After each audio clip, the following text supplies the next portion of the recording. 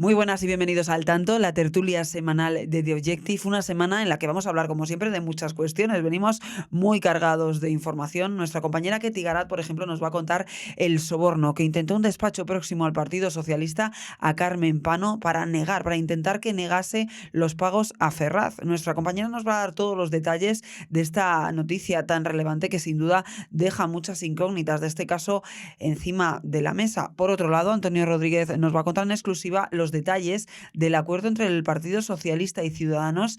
Hay que remontarse a 2021 cuando fue firmado y fue firmado para hacerse con las presidencias de la Comunidad de Madrid y de Murcia. Se habló mucho entonces sobre estas cuestiones, pero no se conocía el papel y nuestro compañero lo ha publicado en The Objective en exclusiva. Este acuerdo, de haberse producido finalmente, habría cambiado la historia de España.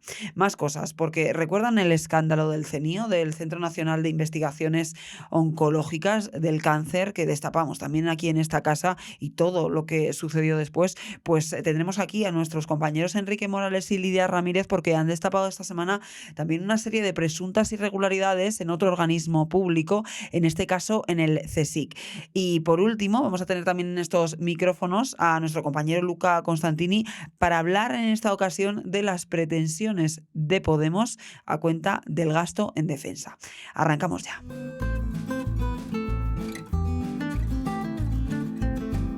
Saludamos ya a Ketty Garat. Ketty, ¿qué tal? Muy buenas. ¿Qué tal, Rocío? ¿Cómo estás? Pues muy bien, vamos a seguir hablando una semana más del caso Ábalos, del caso Koldo, de Jessica, de todas estas cuestiones que poco a poco, como saben nuestros lectores y oyentes, se han ido entrelazando. Y bueno, la exclusiva que Carmen Pano primero dio en esta casa de manera anónima, distorsionando su voz, sin querer pues que se viese su imagen, donde contó cosas muy relevantes sobre esta trama de corrupción de los hidrocarburos, pero hubo una, pues quizá no las más destacadas, esa entrega de dinero en la sede del PSOE, que fue tan comentada que en ese momento, y que posteriormente derivó en que Carmen Pano declaró en un juzgado, declaró ya a cara descubierta todo lo que había contado previamente también en este periódico.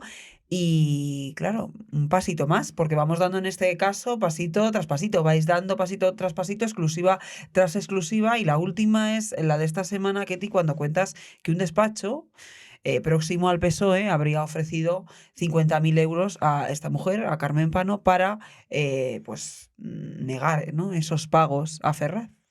Yo creo que pocas veces la historia describe una circunferencia tan perfecta, ¿no? Tan redonda y tan... Porque es verdad que Carmen Pano, a la que algunos intentaron dibujar como esta mujer loca, chalada, que se está inventando, que entregó un dinero a Ferraz 70, que llegaron a calificar de noticia falsa un testimonio de una persona, no parece muy verosímil.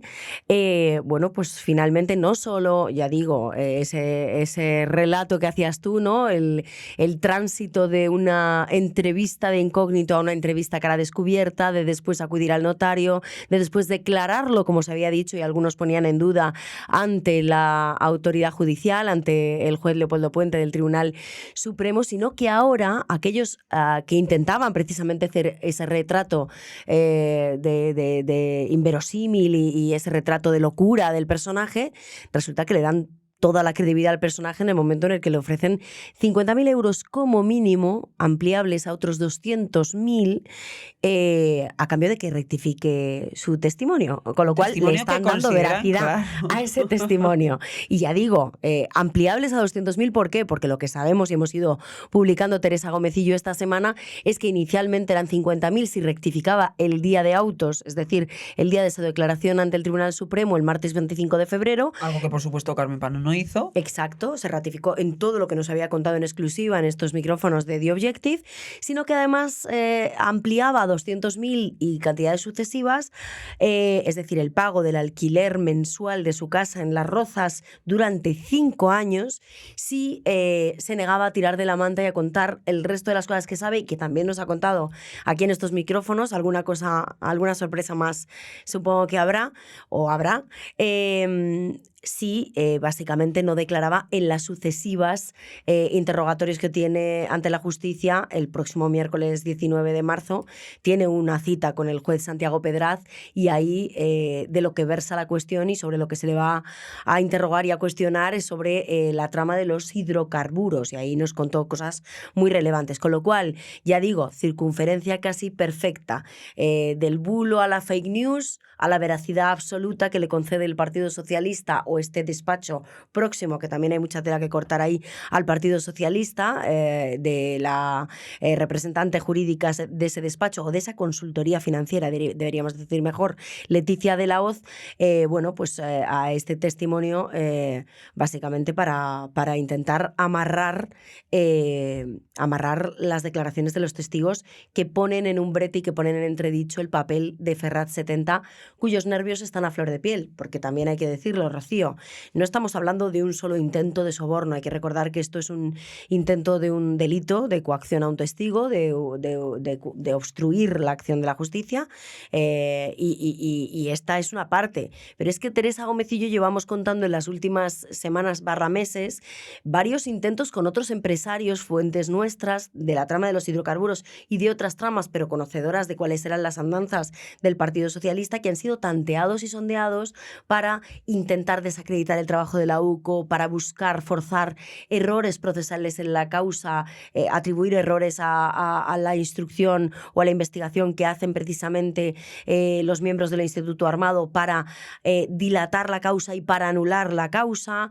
Es que sabemos también que han intentado vincular a Isabel Díaz Ayuso, a la presidenta de la Comunidad de Madrid, porque uno de los altos mandos de la UCO que investigó este tema en un primer momento actualmente pues ejerce en un servicio o en una situación de servicios especiales de responsable de seguridad de uno de sus departamentos. Es que también sabemos que han también sondeado a través de otros o ofertado pactos de silencio, que también hemos contado recientemente, que se ofrecieron precisamente en ese despacho, en la calle Serrano 32, en la sede de IDBO, y pactos de silencio a otros empresarios implicados y salpicados en la trama, básicamente a cambio de rebajar sus condenas, de atenuar sus penas, de forzar y lograr pactos con la Fiscalía.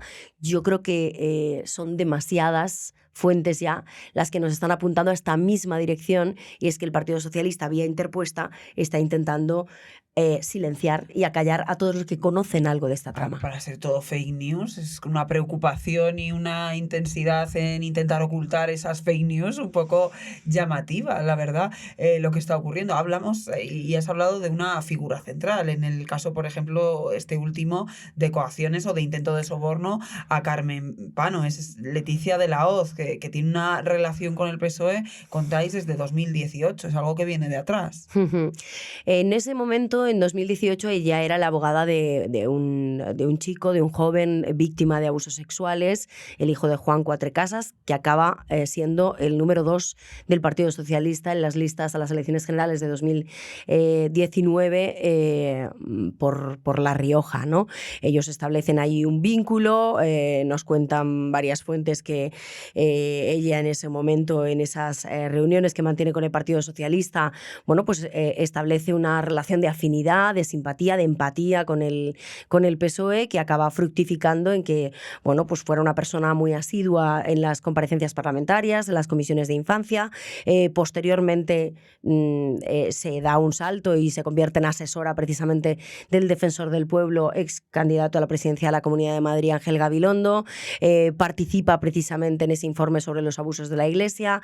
Establece un vínculo que nos lleva al momento actual, pasamos de 2018 a 2025, en el cual ella ejerce como abogada de Patricia Úriz, la mujer de Koldo García Izaguirre, del hermano de Koldo García Izaguirre, Joseba García Izaguirre, de uno de los miembros del clan de los Miami, Jesús de Gregorio, imputado también, investigado en la causa de los hidrocarburos, y inicialmente evidentemente, bueno, pues tiene una relación como letrado, lo que pasa es que sabemos que Koldo ha cambiado varias veces de abogado, con el propio Koldo García Izaguirre, y una relación muy directa con personas de la máxima confianza de José Luis Ábalos, como es, por ejemplo, el inspector de policía Rubén Eladio, con quien mantiene varias reuniones en la sede de IDBO, básicamente para ofrecer esos pactos de silencio. Bueno, ellos se han puesto en contacto con este periódico a raíz de la publicación de estas noticias, desmienten tajantemente estas informaciones,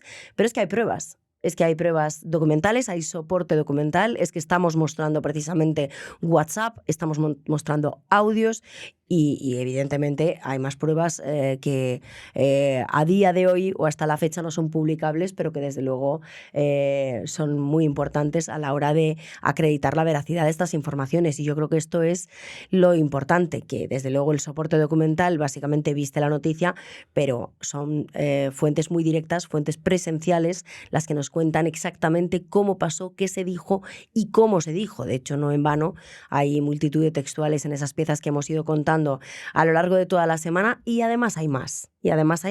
Porque ese despacho, digamos que ha formado, no solo es un despacho muy vinculado al Partido Socialista, sino que además, o que le hace una labor al Partido Socialista o al servicio jurídico del Partido Socialista, que el servicio jurídico del Partido Socialista a lo mejor no puede hacer de manera directa, pero sabemos que juega un papel y ha jugado un papel en una parte importante de la trama en un momento puntual, con lo cual ya digo que esto, pues hay mucha tela que cortar. Que os seguiremos leyendo, vamos, que ahí ya saben ustedes que aquí Betketti no desvela nada, para que sigan ustedes bien atentos a sus pantallas. sus pantallas y a cada publicación. Lo que sí que, claro, al hilo de todo esto, quien sí que estaba informado era precisamente, como contáis, Anticorrupción y la UCO. O sea, sí sabían de estos tejemanejes y estos movimientos que se estaban haciendo. Eso es muy relevante y volvemos a la cuadratura del círculo, a esa circunferencia casi perfecta, básicamente porque era tal el nivel de fake news, el nivel de desinformación, el nivel bueno, pues de noticia fake o noticia falsa, que incluso se llega a alertar a la Fiscalía Anticorrupción y a la propia Unidad Central Operativa de la Guardia Civil ante el riesgo que corría el testimonio de Carmen Pano ese mismo martes 25 de febrero, porque la oferta negro sobre blanco, la oferta ya concreta, se hace el viernes 21 y es el lunes, bueno, a medida de todo el fin de semana, a lo largo de todo el fin de semana, desde ese viernes 21 se produce una serie de conversaciones, pero evidentemente el lunes se traslada, en vísperas de su declaración, bueno, pues ese posible delito de coacción a un testigo ante el riesgo de que se pudiera haber modificado o que se pudiera haber accedido precisamente a modificar la declaración a cambio de una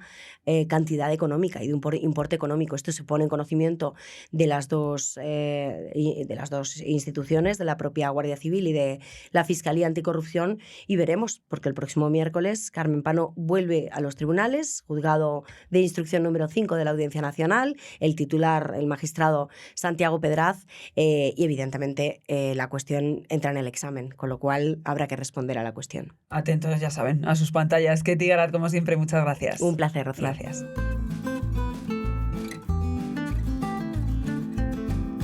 Antonio Rodríguez, ¿qué tal? Muy buenas. Hola, ¿qué tal, Rocío? Muy bien. Pues vamos a hablar de un tema, la verdad que es muy interesante. Bueno, evidentemente todos los que nos traes son muy interesantes, todas las exclusivas, pero es un tema que en su día, nos remontamos a 2021, generó muchas noticias, se escribió mucho sobre esta cuestión, de lo que se sabía, de lo que había en la superficie, pero claro, había mucho detrás, y es lo que tú estás contando ahora. Vamos a hablar de ese acuerdo entre el PSOE, entre Ciudadanos, para entonces repartirse. En principio lo que se sabía era el Ejecutivo de Murcia, pero es que había mucho más en ese acuerdo, ¿verdad? Sí, había la Comunidad de Madrid, nada más y nada menos, que estaba joya de la corona. Sí, esta joya de la corona a nivel autonómico y gobernada por Isabel Díaz Ayuso desde mediados del 2019, ¿no? En aquel gobierno de coalición con Ciudadanos, PP Ciudadanos, que solo fueron pues un poquito menos de 2 años, porque en marzo del 2021, en ese 10 de marzo, cuando nos enteramos todos de la moción de censura en Murcia entre PSOE, o sea, liderada por PSOE y Ciudadanos, aquello provocó un terremoto político gigantesco, y ese mismo día, unas horas después, Ayuso anticipó elecciones solo en la Comunidad de Madrid para el 4 de mayo y desbarató lo que en aquel momento se intuía que podía ser otra unión PSOE-Ciudadanos aquí en la Comunidad de Madrid para desbancarla, ¿no? Y eso fue el inicio del subidón meteórico del PP y de Ayuso en la Comunidad de Madrid, porque luego en mayo he podido comprobar las cifras, se pasó casi a la mayoría absoluta el PP, ¿no? Venía de haber perdido en 2019, cuando una desconocida Isabel Díaz Ayuso se presentó como cabeza de cartel, había quedado primero el PSOE. Y bueno, era un gobierno muy frágil. PP, Ciudadanos necesitaban el apoyo externo de Vox, que fue la primera vez que Vox daba un apoyo, aunque desde fuera. Y aquello, pues había problemas entre Ayuso y su vicepresidente de Ciudadanos, que era Ignacio Aguado. Y llegamos a aquel momento en el que, Ayuso desactivó lo que podía ser una ola gigantesca contra el PP.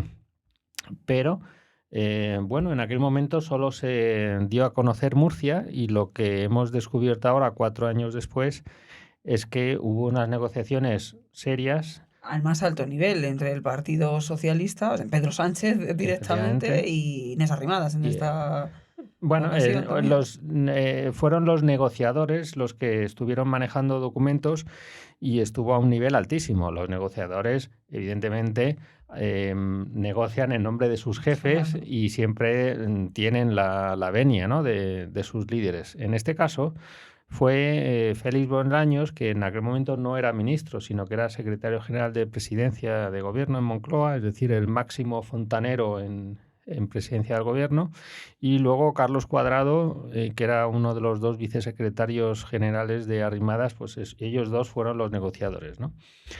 Hubo borradores, y en enero del 21, cuando ya había pasado un año de la pandemia y empezaban a ponerse las vacunas que ahora estamos recordando, ahí se cierra ya un texto donde se incluyen la Comunidad de Madrid, la región de Murcia, un montón de ayuntamientos y también de diputaciones y de capitales de provincia. Eran 7 capitales de provincia de un 6 tamaño. municipios, ¿no? 5 diputaciones, cuentas en tu crónica. O Eran, sea, era, ya es que me confundo sí, entre, que eran 5 5 diputaciones, diputaciones, 7 capitales de 7 provincia y 6 capitales y 6 municipios. municipios de más de 20.000 habitantes, ¿no? Las capitales de provincia eran muy importantes, eran Zaragoza, Oviedo, Santander, Alicante ciudad, en fin, eran Salamanca también estaba, ¿no? Cubrían además en todo, era prácticamente un bofetón al PP, porque no solo salían de Murcia y de la Comunidad de Madrid, sino eso, que abarcaban prácticamente todo el territorio nacional y, por ejemplo, también hasta Andalucía, donde ansiaban la Diputación de Málaga. Era una ofensiva en toda regla, y hubiera dejado al PP, si se llega a aplicar este documento, en una situación muy delicada. Y volviendo al documento, se cierra en enero, hay unas elecciones catalanas en el 14 de febrero, con lo cual en campaña y unos días después de las elecciones se paran las negociaciones, y vuelven otra vez a la carga, y el 2 de marzo es cuando Bolaños le envía por WhatsApp a Cuadrado ese documento que habían sellado, negociado en enero, ¿no? Vamos, el propio nombre del pacto lo dice todo, acuerdo entre PSOE y Ciudadanos para conformar gobiernos Conjuntos, conjuntos. sí. Y incluso el documento en Word, extraímos los metadatos, con lo cual se ve perfectamente que Félix Bolaños fue el último en tenerlo en sus manos, en cerrarlo y en enviárselo a Ciudadanos, con lo cual era al máximo nivel. Y si un secretario general de Presidencia envía ese documento a un partido político, tiene la aquiescencia, la venia y la luz verde del líder supremo, ¿no?, de Pedro Sánchez. Con lo cual estábamos a 8 días del 10 de marzo, en la mesa tenían la ambición de ir tanto a Murcia como a la Comunidad de Madrid. Y era con el objetivo de presentar mociones de censura al mismo tiempo en ambas asambleas parlamentarias para así que no tuviera margen de acción el PP. Porque luego las diputaciones, los ayuntamientos, ahí ningún alcalde puede convocar elecciones para desactivar una moción de censura que se vea inminente, ¿no? Sí ocurre en las comunidades autónomas, donde ahí cada minuto puede depender el que alguien presente una moción de censura o que el otro, el que está en el poder, convoque elecciones, ¿no? Que es lo que ocurrió con Ayuso.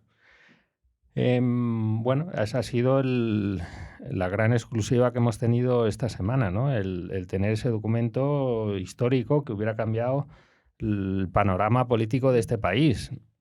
Un documento que además de esa idea inicial, ¿no? De el compromiso de crear gobiernos conjuntos entre ambas formaciones, en las diputaciones, en algunos municipios, en estas dos comunidades autónomas claves y gobernadas en ese momento y actualmente por el Partido Popular, hay otra serie de compromisos. Estipulan, de hecho, cómo van a ser, quién va a presentar esas mociones de censura, va a ser el Partido Socialista y otra serie de compromisos, incluso ¿no? la conformación de los ejecutivos con unas vicepresidencias. Bueno, las dos presidencias recaían en Ciudadanos, que eso, por ejemplo, el Partido Naranja lo consideró un éxito absoluto e insospechado. No pensaban al inicio de las negociaciones que Pedro Sánchez fuese a ceder tanto. Eran dos ejecutivos muy importantes y, en fin, no se lo creían cuando recibieron por primera vez el documento de Bolaños. Y luego, debajo de las presidencias había dos vicepresidencias, una política y otra económica, que sí que estaban en manos del PSOE, con lo cual el PSOE quería controlar de cerca a los respectivos presidentes, y luego también se repartían las consejerías, ¿no? Con un mayor número para los socialistas que para los naranjas. Era muy extenso ese documento, entraban en un montón de sitios, incluso avanzaban ya el compromiso de que en las siguientes elecciones del 23, una vez que saliesen los resultados que fuesen, también se repitiesen fórmulas de coalición PSOE-Ciudadanos, con lo cual era un documento de intenciones con una vista a 2 años, ¿no? O sea, bastante... Bueno, a mí me sorprendió el verlo con tal detalle, ¿no? Y aquí hay que ver lo que sucedió entre el 2 de marzo y el 10, que es cuando solo se va a Murcia en esa moción de censura. Y como contamos, uno de los días, el 4 de marzo, es cuando Inés Arrimadas decide parar la vía de la Ayuso, moción de ¿no? censura contra Ayuso, ¿no? Ese es el momento en el que Arrimadas salva a la cabeza de Ayuso. Habían empezado ya problemas entre PSOE y Ciudadanos por la situación en Murcia. Por ejemplo, los socialistas querían colocar a un vicepresidente político que estaba investigado en un presunto caso de corrupción, una línea roja que tenía Ciudadanos que no lo podía aceptar. Entonces ya se había entrado en esa negociación final con esa lucha que pueden tener, o que normalmente se tienen entre dos partidos por ver hasta dónde llega uno o el otro. Ahí se estaban ya pasando los nombres.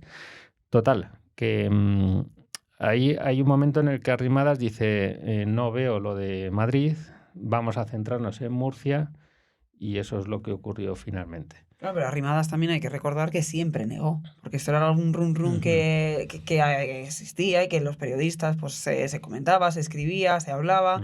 Había mucho ruido en esa época y Arrimadas, Inés Arrimadas, o eso al menos recuerdo yo, siempre negó que la Comunidad de Madrid, que la cabeza de Ayuso estuviese dentro de este pacto. Así es, lo negó porque la evidencia era que solo habían ido a Murcia. Cosa que sorprendió también a mucha gente en aquel momento, porque, claro, si tú lanzas una moción de censura así contra, en ese momento, entonces convertir en un rival al PP con el que estabas gobernando en Murcia y en otras regiones, eso fue una bofetada monumental y un desafío político que causó un terremoto aquí en España. Entonces, no se entendió que solo fueran a Murcia. Claro, ella negó por activa y por pasiva que hubiera más ambiciones como la de Madrid. Porque, claro, la evidencia era que solo habían presentado o registrado la moción de censura de Murcia. Lo que se ha sabido ahora con las exclusivas de The Objective es que solo unos días antes, prácticamente en la línea de meta, a 8 días vista de las mociones de censura, todavía estaba en un documento la intención de ir a ambas en conjunto, en un paquete que hubiera sido demoledor para el Partido Popular. Era un pacto, aún así, unas reuniones que estaban, la desconfianza estaba patente, igual que la desconfianza estaba desde casi el inicio, y esas relaciones frías y tensas en el gobierno de Ayuso y Aguado, esa desconfianza también estaba entre el PSOE y entre Ciudadanos en estos acuerdos, en unas reuniones, según cuentas, bueno, era un acuerdo, pero la desconfianza estaba ahí. Sí, era altísima y es comprensible.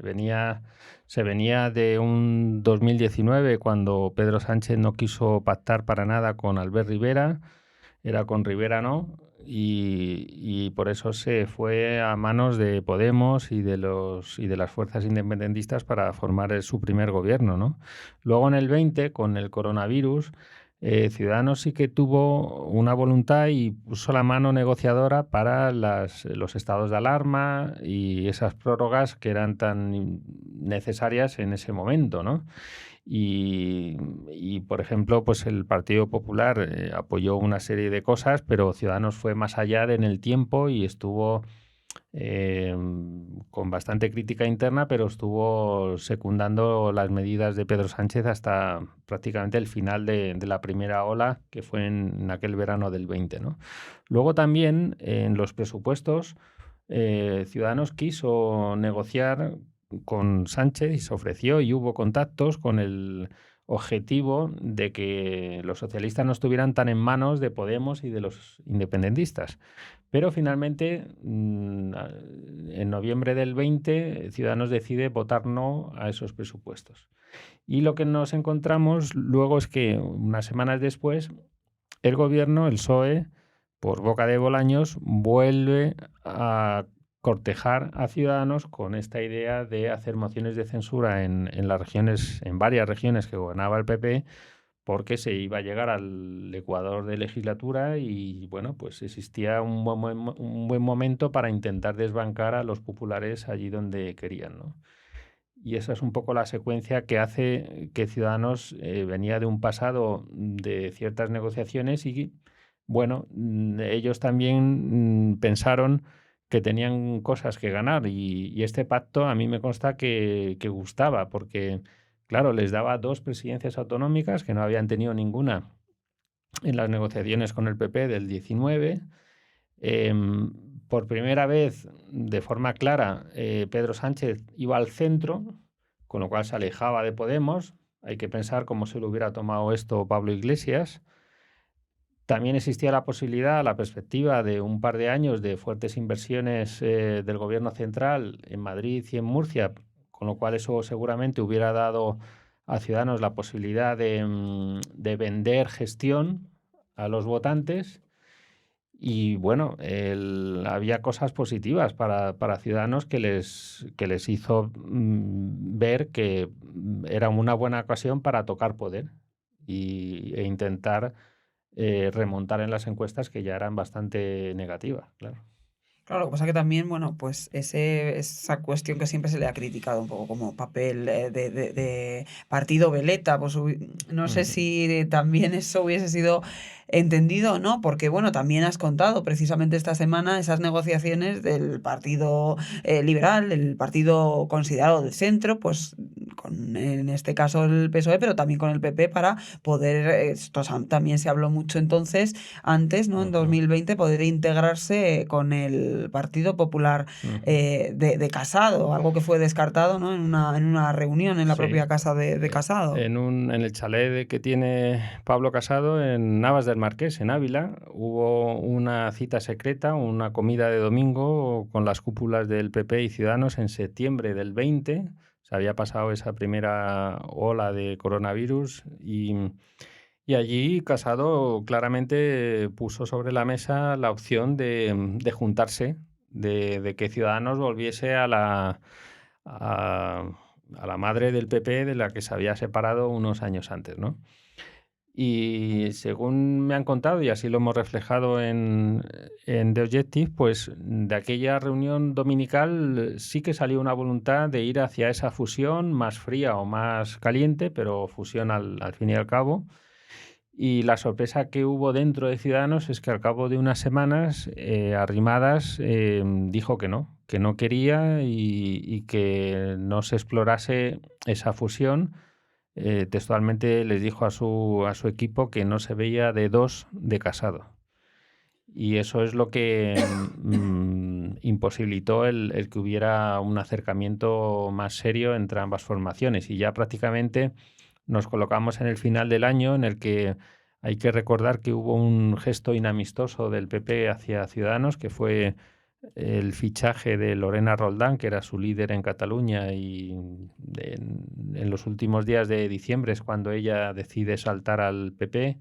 Aquello molestó muchísimo a la cúpula de Ciudadanos y eso dio pie a intensificar los contactos con Bolaños para devolvérsela al PP en estas mociones de censura en marzo, unos meses después. Sin duda, unas exclusivas, Antonio, muy interesantes. Poner luz años después a algo de lo que tanto se ha hablado, la verdad que tiene mucho mérito. Te agradecemos, como siempre, que nos hayas contado toda esta información, porque es algo de lo que se habló mucho en su día y se seguirá hablando, seguro. Y no había pruebas. Y lo que hemos aportado nosotros son los documentos que demuestran lo que hubo. Gracias, Antonio. Un abrazo.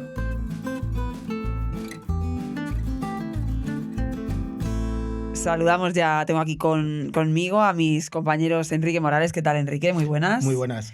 Y a Lidia Ramírez. ¿Qué tal, Lidia? ¿Qué tal, Rocío? Muy bien. Pues para hablar con vosotros, gracias por estar aquí. Hace unas semanas, recordarán ustedes, se habló mucho, sobre todo Lidia Ramírez era la encargada de publicar esas exclusivas, de investigar sobre el asunto de lo que ocurría en el CENIO, en el Centro Nacional de Investigaciones Oncológicas. Todo lo que derivó después, pues ya lo saben ustedes, el panorama que derivó de todas las cuestiones que estaban haciéndose en este organismo público de manera bastante cuestionable y que, bueno, pues han cambiado todo el panorama de la dirección de este centro. Esta semana pasamos de un escándalo en el CENIO a un escándalo en el CSIC, en este organismo pues de investigación que vamos a ir por partes porque habéis publicado bastante información esta semana. Empezamos, si te parece, Enrique, contigo, porque contabais al principio de semana que el CSIC dio hasta 15 contratos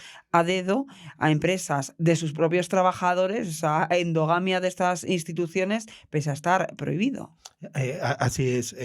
Bueno, el informe viene del interventor general del Estado, que depende del Ministerio de Hacienda, y es un informe no muy extenso, pero muy concreto, ¿no? Entonces, en él se presentan un montón de irregularidades, muchas tienen que ver con los contratos adjudicados por el CENIO, ¿no? Que ha usado fundamentalmente de los contratos menores, que son los que... Por el CSIC, que claro, perdón, CSIC, eso es. Que los contratos menores, que son los que tienen menor control, se hacen a dedo, y bueno, destacan esos 15 que tienen que ver con personal laboral del centro. Que es algo que está totalmente prohibido. Sí, claro, y que incluso se va a pedir a la Abogacía del Estado que lo supervise para ver si son nulos realmente. Claro. Podrían anularse, efectivamente. Claro, y esto también es algo un poco similar a lo que pudimos ver en el CENIO con el descontrol en las cuentas, ¿no? De esta institución, un descontrol absoluto, habéis visto, de las cuentas del CSIC. Uh-huh. Yo creo que un poco lo que decías tú antes, Rocío, no nos hemos recuperado, ¿no? de un escándalo cuando estamos en otro, y a ver la dimensión que tiene, porque aquí lo que estamos viendo es un descontrol absoluto de las cuentas y una falta de, pues sí, de supervisión, ¿no? De centros que no olvidemos que son públicos y que son públicos y manejan mucho dinero. Mucho presupuesto. Dinerito de todos nosotros, al final. Uh-huh. Otra de las publicaciones que nos hacíamos eco esta semana, Enrique y yo, fue lo que el CSIC tiene aún por cobrar, ¿vale? Que son unos 400 millones de euros, 394 millones de euros para ser exacto. Y Hacienda, bueno, lo que ha dicho, lo que le ha advertido es que no se sabe de quién le debe este dinero. Hay un control, un descontrol de la situación. Son dineros pendientes de cobro asociados a proyectos de investigación, contraprestaciones por la venta de productos y de servicios tecnológicos que produce el CSIC. Y lo que pasó que hubo una migración informática en 2022 y se hizo sin los detalles de aquellos deudores existentes, ¿vale? Entonces, Hacienda lo que llama la atención del CSIC y lo que dice es que no se dispone de información fiable que permita conocer quiénes son sus deudores. Y imaginaros, es un presupuesto que estamos hablando de 400 millones de euros. O sea, es que esto es alucinante. Es alucinante porque, bueno, es que cualquiera de nosotros que hacemos empresas, ¿no? No solo empresas públicas, entidades públicas como es nadie podría pensar que en una empresa privada no se sabe, el dueño no sabe de esa empresa privada quién le debe 400 millones de euros. Es que es alucinante. Y es que esto además lo que claro, tiene un grave riesgo, porque riesgo de impago. Claro. O sea, ¿a quién le reclama? ¿Cuánto le reclama? ¿Y en concepto de qué se lo reclama? Porque no se conoce hasta 2022. Uh-huh. Y claro, todo esto viene de una auditoría que ha hecho la IGAE, ¿no? Sí. Y claro, después de esta auditoría de la IGAE, ve, por ejemplo, esta cuestión de los 400 millones, ¿qué se puede hacer? Simplemente la auditoría lo pone de manifiesto y la respuesta del CSIC, ¿ha dado algún tipo de respuesta? Le hemos preguntado al CSIC, el CSIC lo que ha dicho es que no conocía este informe. Un informe no conoce las cuentas ni tampoco claro, el informe que de 2023, ¿vale? La Hacienda hizo este informe en 2023, analizando las cuentas de 2022 y también algunas de 2021. Y lo que nos ha comentado el CSIC es que no tienen conocimiento de este informe. Pues que es una serie de cuestiones, Lidia, como contáis en esa publicación de los 400 millones, por ejemplo, que el CSIC paga hasta 800.000 euros en intereses de demora. Claro, con este descontrol entre el ajuste y sus cuentas, al final normal. Por un lado está el dinero que le deben al CSIC, ¿vale? Y aquí son los 400 millones de euros. Por otro lado está el dinero los pagos que hace el CSIC. En este sentido, Hacienda también destacó 693 pagos, ¿vale? Y aquí lo que dijo Hacienda es que se habían hecho 693 pagos sin identificar adecuadamente al receptor de ese dinero y el motivo del gasto. Esto tiene también un riesgo evidentemente enorme y manifiesta una falta, pues eso, de descontrol y de, bueno, no sé ya cómo definirlo, de falta de preocupación y de seguimiento del dinero. Y de rigor con unas cuentas, con un dinero que es de todos. Uh-huh. Porque, claro, esta es, o sea, por lo que yo he entendido de tus informaciones, de vuestras informaciones, es que este dinero que el CSIC tiene que pagar, esta deuda que tiene que pagar, que Hacienda no sabe, o que según esta auditoría no sabe a quién se lo ha pagado, claro, no son instituciones públicas en cualquier caso. Entonces, estos pagos podría ser a cualquier particular o a cualquiera. Investigadores o científicos o empresas. ¿sabes? Sí. Es que la verdad que el descontrol es total de un dinero que es público, de un organismo importantísimo, ¿no? Como es el CSIC, pero que claro, se le pide un mínimo, como ocurría con el CNIO, un mínimo de rigor en sus cuentas y en sus gastos. También, Enrique, contabais que Hacienda, precisamente lo que estamos hablando, había detectado pagos indebidos, ¿no? A científicos del CSIC, en este caso también irregularidades en las propias nóminas. Entiendo que no son funcionarios. Cuéntanos un poco cómo es el personal laboral que trabaja allí. Efectivamente, sorprende. En el CSIC tiene muchos trabajadores, muchos científicos, gente ajena al centro que está vinculado con ellos, y los proyectos pues están subvencionados. El CSIC fue en 2024 uno de los 10 mayores beneficiarios de subvenciones, que por cierto, como contaba Lidia, esas subvenciones, algunas son créditos y hay que devolverlos. pero claro. posiblemente no sepas ni siquiera que Pero lo claro, tienes que si no devolver. sabes a quién le tienes que devolver, Claro. claro, es que es un Y descontrol. entonces es otro, pues se quedará como deudor la persona si no se lo reclama. Y la historia fundamental es que hay muchas productividades en el FESIC, ¿no? Bueno, son trabajadores de muy alta cualificación y entonces muchos proyectos están condicionados a los pluses de incentivos, productividad y todo esto. Entonces, según cuenta el Tribunal de Cuentas, muchas de estas variables se pagaron por encima de los objetivos, es decir, se pagó más dinero, hubo empleados que recibieron más dinero que el que tendrían que haber recibido por los objetivos cumplidos. Con lo cual, ahí tenemos otro puzo de Y ahí sí que la Intervención General de la Administración del Estado, la IGAE, sí que está pidiendo que esos pluses se devuelvan de alguna manera. Efectivamente, que se solucione ese problema, que se devuelvan los pluses como parece lógico. Y luego, pues, también había un descontrol en el listado de personal laboral, que la mayoría es personal laboral, en el que no se sabía cuánto cobraban, ni cómo cobraban, ni nada de esto. Y lo que comentó Lidia, efectivamente, el FESIC ha dicho que desconocía el informe, pero al tiempo ha dicho que desde que salió el informe ha puesto las herramientas para que tenga un mayor control de las cuentas y todo esto. Para ver si descubre a quién, claro. A quién le debe y quién le debe.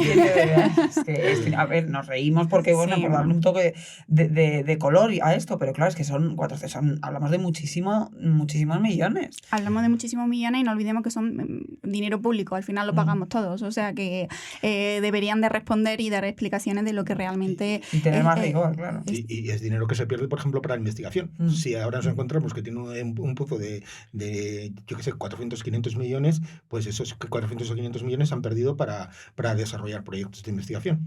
Hay más cuestiones que habéis publicado, compañeros, referente a este asunto, como que el 75% de los centros mixtos, que ahora explicáis un poco qué son estos centros mixtos del CSIC, no han aprobado aún las cuentas de 2022. Nos remontamos pues precisamente al momento de ese informe y de esa auditoría. Uh-huh. Sí, el CSIC tiene unos 121 centros, ¿vale? Por una parte tienen los centros que son propios y por otra parte tienen los centros mixtos. ¿Qué son los centros mixtos? Los que comparten titularidad con otras instituciones públicas, como por ejemplo universidades, ¿vale? Entonces, la IGAE pone la lupa en estos centros mixtos, porque lo que ha detectado, en total tienen unos 50 centros, ¿vale? Entonces, y lo que ha dicho es que el 74%, no me acuerdo del porcentaje, no había presentado sus cuentas, ¿vale?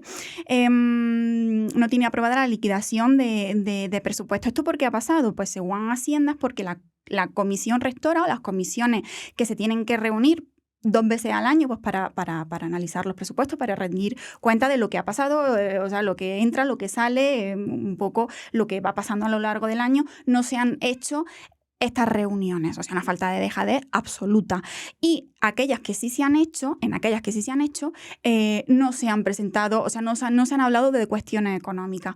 Entonces, el resultado ha sido que solo 13 centros han aprobado sus presupuestos y el resto no han aprobado sus presupuestos del 21 y del 22, del año 2021 y del año 2022. Esto yo creo que evidencia unos problemas y una falta de gestión administrativa, una dejadez, una falta de rendir cuentas, ¿no? Que creo que no sé, es escandaloso. Desde luego no se debería producir en un organismo público, pero parece por lo que estamos viendo que es más habitual de lo que debería y de lo que nos gustaría a todos. Así es. Porque van siendo varios escándalos los que ya estamos contando, precisamente derivado a una falta, como dices, un fallo en la gestión. Son 50 centros mixtos, o sea, no es que uno no haya presentado cuentas, no es que uno presente los resultados más tarde, son pues de 50 al 70 y pico %, o sea, me refiero, son muchos centros haciendo algo mal desde hace mucho tiempo, o sea, no es algo puntual. Es algo que viene pasando desde hace tiempo y es algo que se va repitiendo. Entonces, creo que esta es una falta de dejadez que no se puede permitir, evidentemente.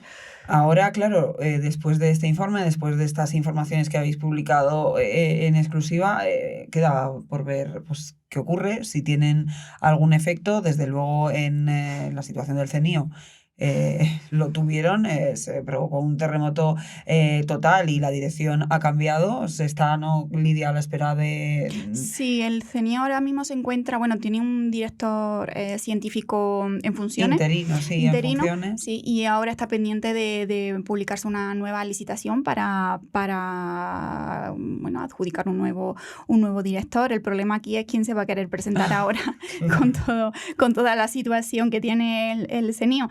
Pero bueno, sí, veremos aquí en el CSIC qué envergadura tiene esto. Enrique y yo pues seguiremos informando y rascando a ver qué hay detrás, porque evidentemente esto no se puede permitir y hay que contarlo. Claro que sí, compañeros, muchas gracias, como Muchas siempre. gracias. Hasta A luego. ti.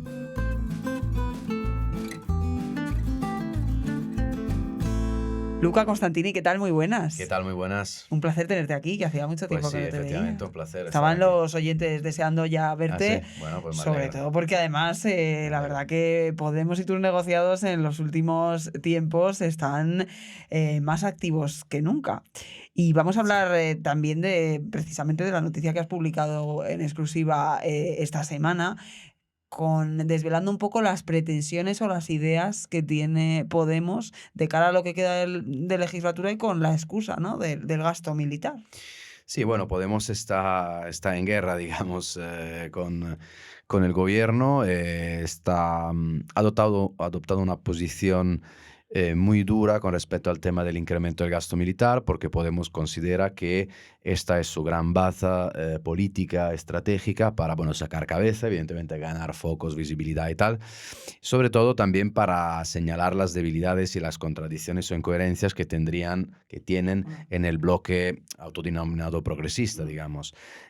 Porque tanto Sánchez, por un lado, que tiene unos cuantos problemas sobre cómo encajar el nuevo gasto militar, porque claro, desde Bruselas está claro que quieren ampliar el gasto militar, y Sánchez de momento todavía no sabe cómo hacerlo. O sea, está haciendo unos cuantos viajes y negociaciones para que sea, sobre todo, a través de subvenciones europeas. Es decir, no retocar el plan presupuestario, porque efectivamente, si tiene que, ir a las cuentas públicas para incrementar el gasto, se tendría que llevarlo al Congreso. Y si lleva el incremento del gasto militar al Congreso de los Diputados, ahí es donde Podemos, con toda claridad, según dicen en la formación en ese momento, pero yo creo que van en serio, su posición va a ser un no. O sea, un no es no, porque para ellos es un no a la guerra, y es volver un poco esa retórica, ¿sabes?, del año 2004, cuando había lo de Irak y tal. Y también, de paso, pues dividir a sumar, sobre todo con el tema de Izquierda Unida, porque Izquierda Unida está en una posición, es muy difícil para el electorado de Izquierda Unida asumir, el incremento del gasto militar, porque, y concluyo, porque es un tema así muy, muy amplio, tanto Podemos como Izquierda Unida en esto coinciden, en decir que por mucho que Sánchez lo niegue, aumentar lo que es el dinero para partidas como, armas y todo lo que conlleva el tema militar, significaría retocar de alguna manera o recortar en otras Sacarle partidas. un sitio para poner en otro, al final el presupuesto. Claro, es que dinero no hay, o sea, entonces, claro, lo que dicen Podemos es decir, a ver, aquí es muy sencillo, o subes los impuestos o vas a recortar algo, o sea, a retocar algo. Entonces, Podemos, yo te diría que huele la sangre, ¿no? Huele la sangre, es una formación débil, objetivamente débil, tiene solo 4 diputados, pero mira, lo bueno que tiene es que no tiene la mochila vacía, o sea, no tiene nada, no tiene cargas, a diferencia de Sumar, que en cambio, claro, se ve obligado, sobre todo Yolanda Díaz, a intentar, oye, a ver ahora cómo arreglo el tema delante de los míos. ¿Cómo salgo de esta? Porque Yolanda Díaz en esta semana se la ha visto muy tensa, ¿no? Cuando le han preguntado a los periodistas en varias ocasiones sobre el asunto, porque como bien dices, es algo muy difícil de explicar para una formación como Sumar, pero claro, es que es vicepresidenta del gobierno, de un gobierno que va a tener que hacer esto sí o sí, de la manera que pueda encontrar la forma, y la verdad que ha sido muy llamativa su respuesta, sin querer decir decir nada, bastante airada y enfadada con los periodistas, que ya siempre suele cuidar mucho las formas, porque claro, también pues al final lo que comentabas, Sumar pues se compone, ¿no?, de varias familias y el resto de las familias tienen muy clara su posición al respecto. Sí, fíjate, nosotros el fin de semana pasado publicamos unas cuantas informaciones. Uno, recuerdo un titular que era la implicación de Sánchez en el tema de las armas, más o menos divide a Sumar y alienta o refuerza a Podemos. El divide a Sumar, ok, ha sido, podía parecer un poco, digamos, así, una licencia poética, si quieres. Pero lo cierto es que en la pieza dábamos unas informaciones interesantes. O sea, es que Sánchez ya se había puesto en contacto con familias socialdemócratas europeas, con algunos partidos hermanos, digamos, tal, para empujarles hacia el incremento del gasto militar. Porque Sánchez interpreta que en la debilidad interna que él tiene, con todos los casos, corrupción, investigaciones judiciales, solo le falta ahora abrir un frente con la Unión Europea. O sea, él todavía goza de cierto prestigio a nivel comunitario y sobre todo, pues mira, desde la Comisión Europea y otras instituciones le interesa que España al fin y al cabo sea un gobierno más o menos estable y que haga lo que diga Bruselas. Entonces ahí está el problema, porque Yolanda Díaz viaja a Bruselas el lunes y el lunes hace esas declaraciones que tú dices, o sea que prácticamente, en fin, son como declaraciones un poco surrealistas, donde no se entiende muy bien lo que está diciendo. Esto genera mucho malestar entre los socios de Sumar, los partidos minoritarios de Sumar, que convocan una reunión express el lunes por la tarde-noche, que la celebran de forma telemática, para decir, oye, aquí tenemos que coordinarnos mínimamente. Para tener una respuesta de partido, uno, ¿no? Claro, pero es una convocatoria que pide Izquierda Unida en respuesta a las declaraciones de Yolanda Díaz, porque Izquierda Unida dice, oye, aquí tenemos que ser contundentes con este tema de las armas. Y ahí pactan Compromís, Más Madrid, todos los demás, los comunes catalanes, Izquierda Unida, una posición firmemente en contra del aumento del gasto militar. Es decir, de alguna manera desautorizan un poco a Yolanda Díaz, que está en una crisis de liderazgo muy importante. Y el martes, en el Congreso de los Diputados, en rueda de prensa de portavoces, todos más o menos en coro dicen, oye, no estamos en contra de eso. Pero dentro del propio Sumar hay pequeños matices. Y también informamos, fíjate, yo creo que fue el martes o miércoles, en fin, de cómo Yolanda Díaz está intentando, convencer de alguna manera a los suyos de una forma, te diría, de relato terminológica. O sea, decirles, oye, no vayamos a decir que es gasto en defensa, vamos a intentar vender la idea de que es gasto en seguridad. Y sacaron un comunicado que era interesante porque la palabra seguridad aparecía 8 veces, donde hablaban de seguridad de todo tipo. O sea, faltaba la seguridad alimentaria, o sea, era seguridad para el medio ambiente, seguridad a cambio climático, seguridad, ciberseguridad y tal. Para intentar, ¿por qué? Porque Sumar en realidad sabe perfectamente que si Sánchez quiere aprobar el tema del incremento militar, porque así lo ordena Bruselas, ellos tendrán que, en fin, que asumirlo.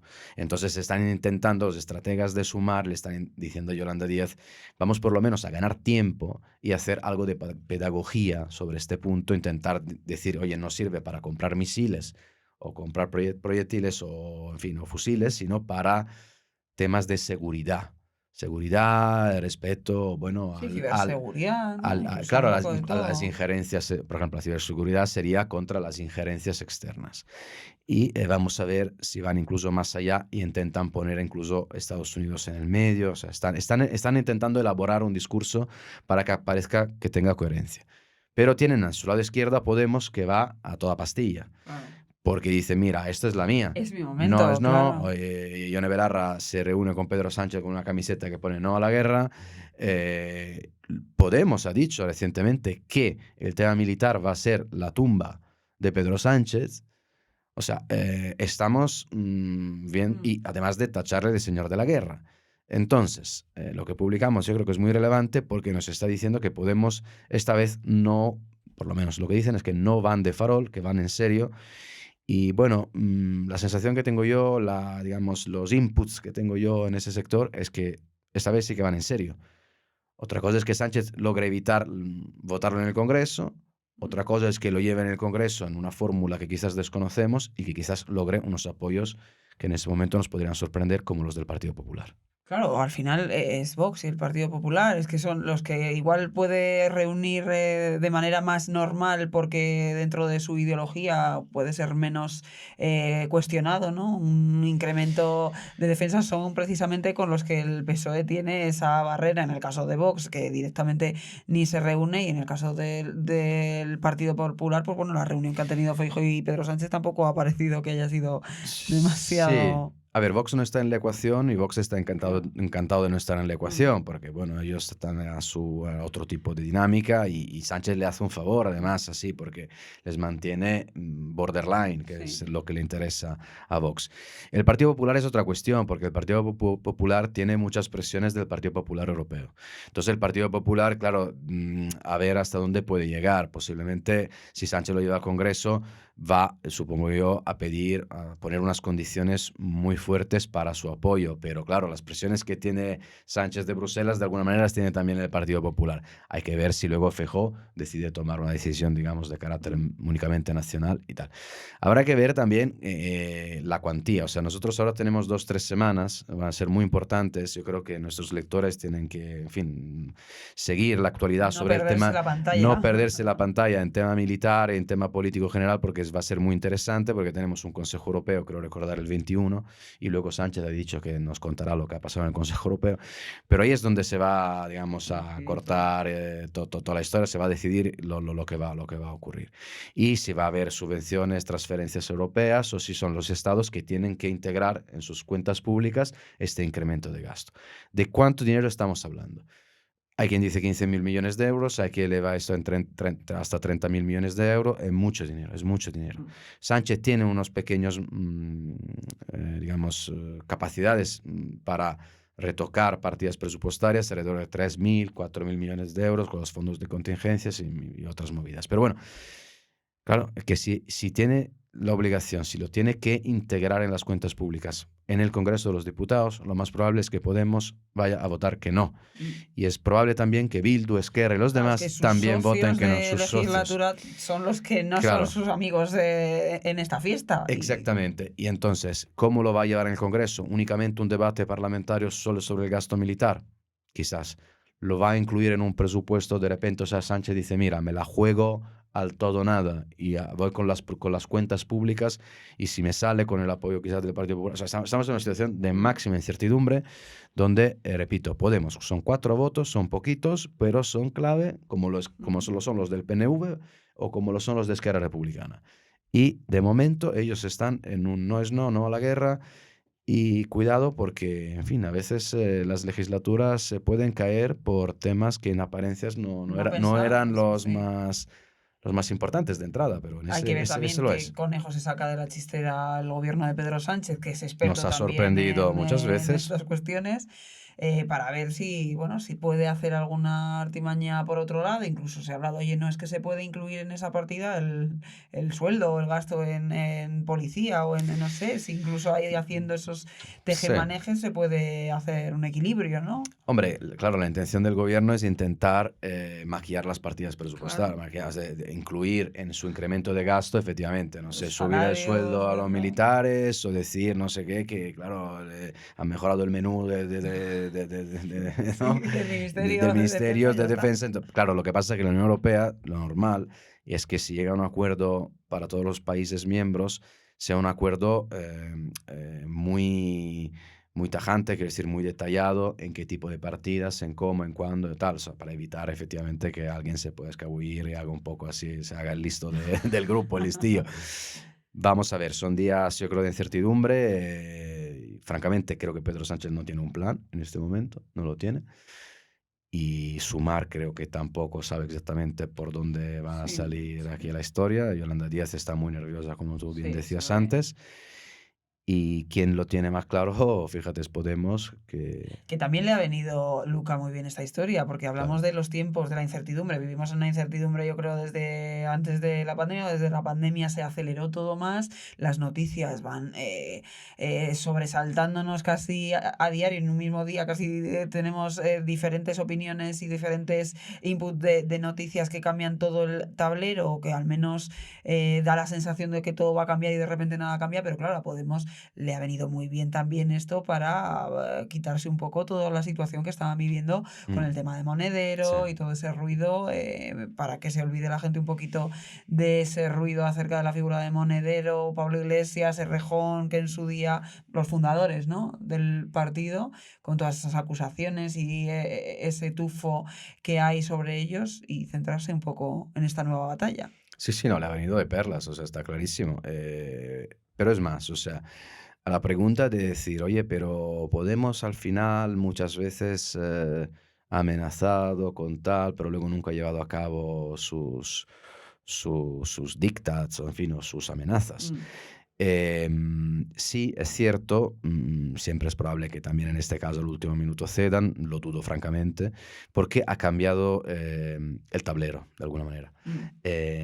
Y no tienen nada que perder, ¿no? Son igual los que tienen más que ganar, a lo mejor. Podemos, nosotros hemos informado varias veces de eso, o sea, Podemos en realidad un adelanto electoral le vendría fenomenal, es lo que más desean, porque consideran que Sumar se va a hundir y que, en fin, eso sería bueno, un poco la gran venganza, la vuelta en el caballo blanco de los héroes, verdaderos héroes de la izquierda radical, o sea, es su sueño fundamentalmente. Pero hasta ahora tenían un problema, que era que no le podían dar al botón nuclear, porque si no se le habrían tachado de traidores, ¿no? Traidores de la izquierda, traidores del gobierno progresista, cuando llega la ultraderecha y tal y cual.